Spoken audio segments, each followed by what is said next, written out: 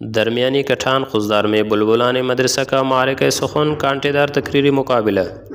مدرسہ بیت القرآن درمیانی کٹھان خضدار میں بیات مولانا ڈاکٹر غلام مصطفیٰ بزم فاتح سندھ محمد بن قاسم کے زیر اہتمام ایک کانٹے دار مقابلہ بسلسلہ تقریر حسن قرات منعقد ہوا، جس میں بزم کے ہونہاروں نے کثیر تعداد میں انتہائی سنجیدگی، متانت اور خوش الہانی سے اپنے صلاحیتوں کے جوہر بکھیر دیے۔ مقرر نے اردو، عربی اور انگلش میں خطاب کر کے حاضرین کو ورطۂ حیرت میں ڈال دیے۔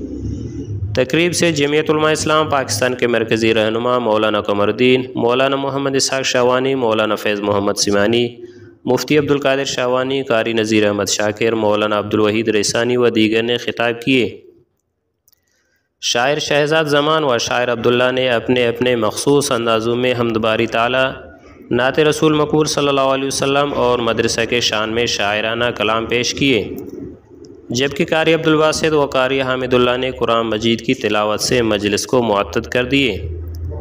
اس موقع پر جمعیت علماء اسلام خضدار کے ضلعی ناظم مالیات مولانا محمد ابراہیم، مولانا نصر اللہ شاوانی، مولانا عبدالغنی، مولانا بلال احمد مردوئی، قاری غلام قادر، مولانا میر اللہ، مولانا عبدالصمد عمرانی، قاری شفیق الرحمن، مولانا محمد عالم، قاری منظور احمد مینگل و دیگر نے خصوصی شرکت کی۔ تقریب مدرسے کے مدیر مولانا عبدالجلیل محمد کے زیر اہتمام قاری عدنان کے زیر انتظام انعقاد پذیر تھا۔ مقابلہ میں اول، دوم اور سوم آنے والوں کو خصوصی جبکہ مجموعہ حصہ لینے والوں کو بھی انعامات سے نوازا گیا۔ اسٹیج کی ذمہ داری مولانا نعمت اللہ نوتانی اور مولانا مجیب الرحمن نے سر انجام دیتے رہے۔